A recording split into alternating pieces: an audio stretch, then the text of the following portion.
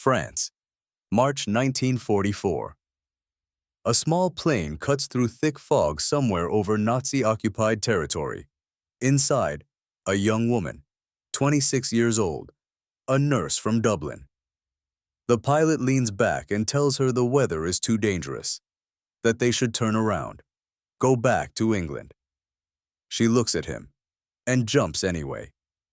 She hits the ground so hard she loses consciousness.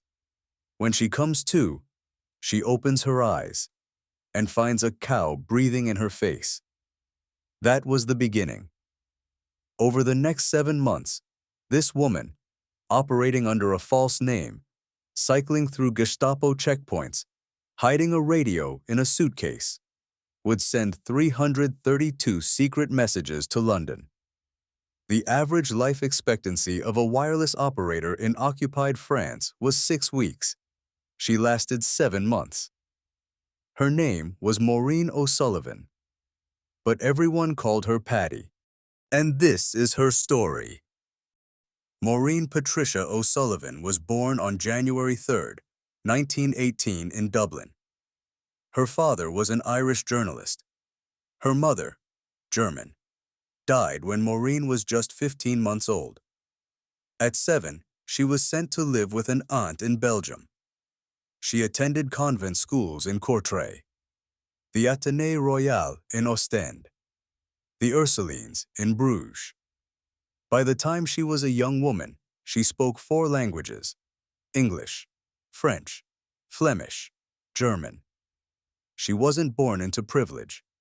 She wasn't trained from childhood for espionage. She was a nurse, working at Highgate Hospital in London when the war broke out, watching Europe collapse on the wireless, and deciding, quietly, stubbornly, that she wasn't going to just watch. In 1940, with Nazi forces sweeping across Europe, Winston Churchill ordered the creation of a secret organization.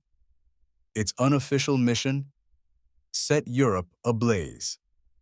The Special Operations Executive, the SOE, recruited ordinary people and turned them into something extraordinary: spies, saboteurs, radio operators, couriers, dropped behind enemy lines with a fake identity, a suitcase, and the knowledge that if caught, there would be no rescue.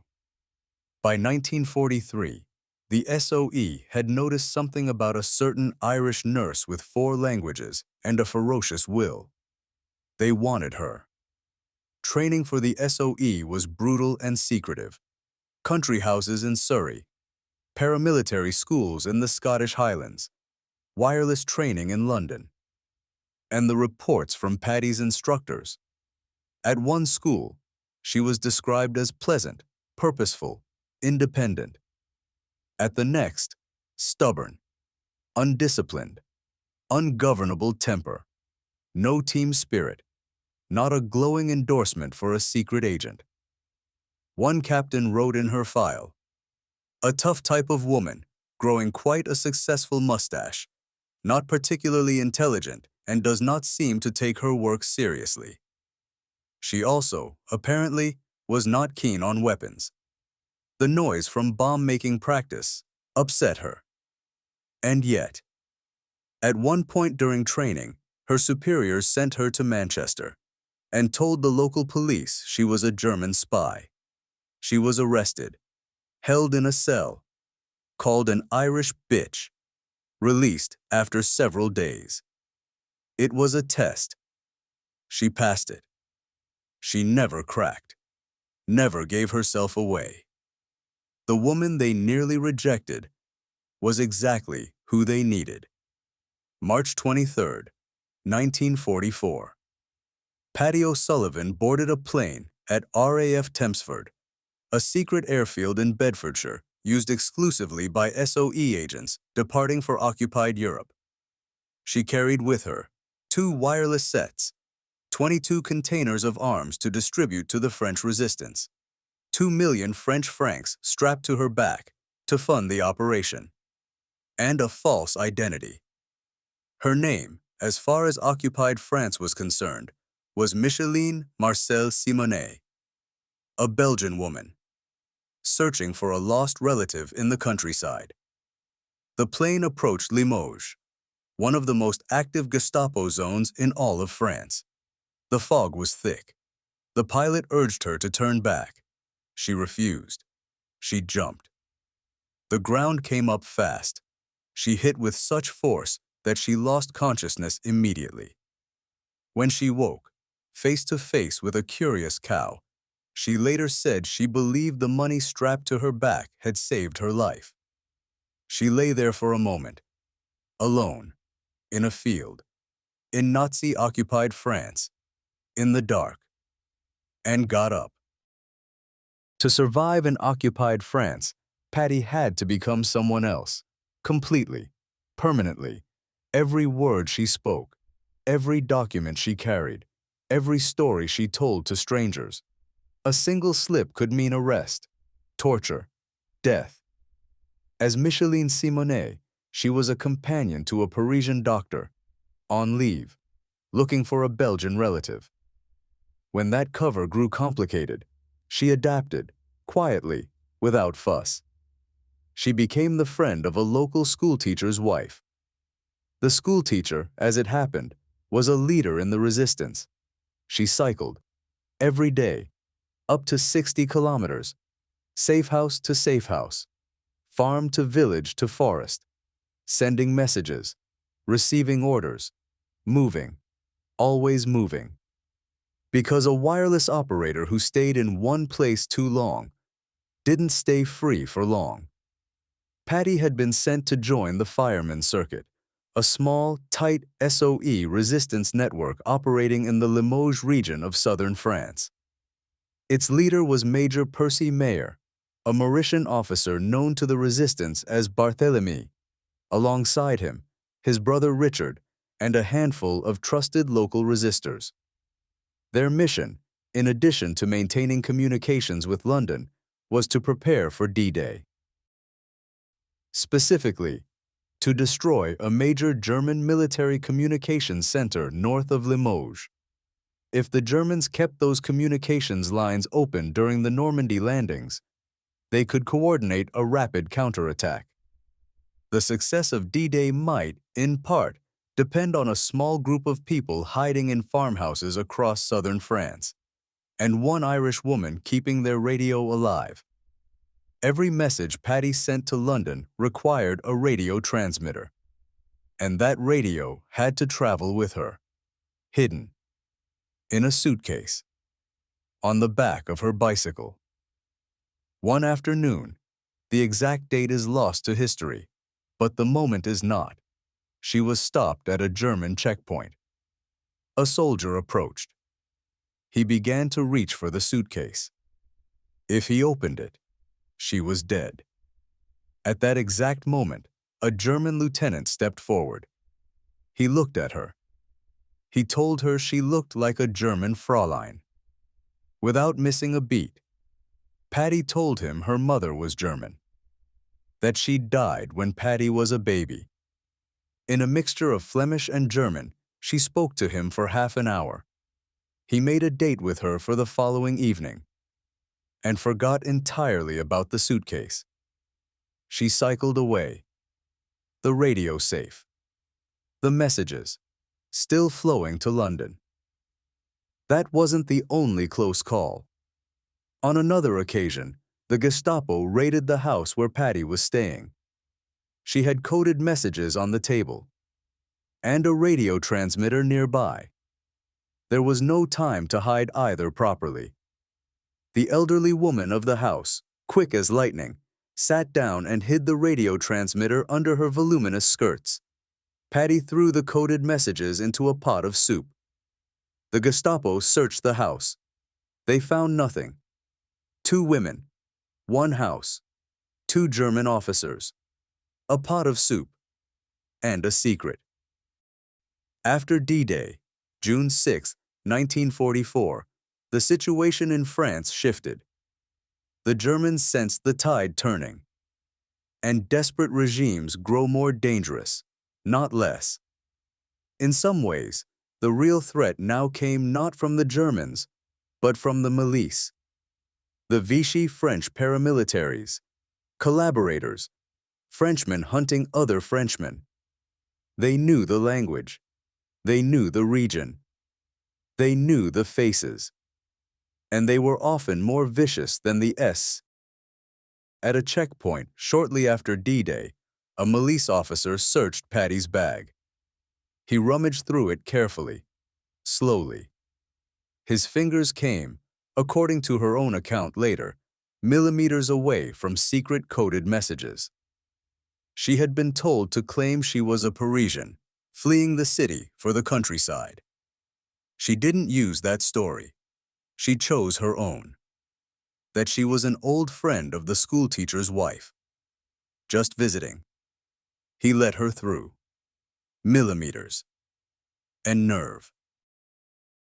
Let's step back for a moment and understand what Paddy was actually doing. Every message she sent required finding a safe location, setting up the transmitter, encoding the message in cipher, transmitting in Morse code, within a strict window of time, packing up and moving before the Germans could triangulate her signal. German radio detection units were constantly scanning for transmissions. The longer you broadcast, the closer they got. At the height of her operation, Paddy was running 7 different radios from 7 different safe locations. 7 radios. 7 identities. 1 woman. By the time she left France in October 1944, she had transmitted 332 messages to London, more than almost any other wireless operator in occupied France. In a job where the average agent lasted 6 weeks, she was still sending, still cycling, still alive. June 6, 1944. The largest seaborne invasion in human history began on the beaches of Normandy, and deep in the French countryside, in farmhouses and forests and backroads, resistance fighters and SOE agents moved. The firemen's circuit activated. Their target, the German military communications center north of Limoges. The sabotage was carried out. The communications were disrupted. German forces trying to coordinate a rapid counterattack found their lines cut, their orders delayed, their responses slower than they needed to be. In war, minutes can mean thousands of lives. And somewhere in a field in southern France, a Dublin nurse on a bicycle had helped buy those minutes. By the summer of 1944, the Gestapo had a problem. Someone was transmitting too much, too effectively, too consistently. Agents were being warned before raids. Supply drops were landing accurately. The resistance was too well coordinated. There was a radio operator out there. A good one. They just couldn't find her. The Gestapo began watching safe houses, following known resistance contacts, increasing searches. Paddy adapted. She moved more, stayed shorter times, changed routes constantly. She later recalled the psychological weight of those months, never fully relaxing, never truly sleeping, always half listening for boots on the stairs. Every knock on a door could be the last one. In September 1944, Allied forces liberated Limoges. After more than 4 years of occupation, the Germans left. Church bells rang. People poured into streets they had crossed with their eyes down for years. Paddy O'Sullivan stood in the Place du Champ de Foire, publicly, officially decorated by Colonel Riviere, commander of the French resistance in the region. The Belgian woman searching for her relative. The Irish nurse. The wireless operator who had sent 332 messages the Gestapo never intercepted. Revealed, finally, as herself. On October 5, 1944, Paddy O'Sullivan returned to England. She was 26 years old. She was awarded the Member of the British Empire, the MBE. France awarded her the Croix de Guerre. And then, she went back to work. Posted to Calcutta as a liaison officer with French forces, then to India, then Ceylon. She married Walter Alvey, a former SOE instructor. They moved to Ilkley, Yorkshire. They had 2 children. She lived quietly. She rarely spoke about the war in detail, not out of secrecy, but perhaps because some things are too large to fit into ordinary conversation. She died on March 5, 1994, in Ilkley, at the age of 76. For decades, almost no one outside intelligence circles knew her name. We tend to imagine wartime courage as something loud, battlefields, medals, speeches. But Paddy O'Sullivan's courage looked like this: getting on a bicycle, cycling 60 kilometers through a checkpoint, smiling at a German officer, throwing your papers into someone's soup, jumping from a plane into fog when the pilot says to turn back, doing it again, the next day, and the next, without applause, without anyone knowing your real name, without certainty that any of it would matter. She was called stubborn, undisciplined, ungovernable. Those turned out to be exactly the qualities that kept her alive. Ireland was officially neutral during World War II. But some Irish men and women looked at what was happening across Europe and decided that neutrality in the face of evil was not a position they could hold. Paddy O'Sullivan was one of them. Not a soldier, not a general, a nurse, a daughter, a woman who spoke 4 languages and had an ungovernable temper, who parachuted into the dark and kept transmitting until the war was over. Some heroes never meant to become legends, but their choices changed the world. If you want more stories like this, you're in the right place.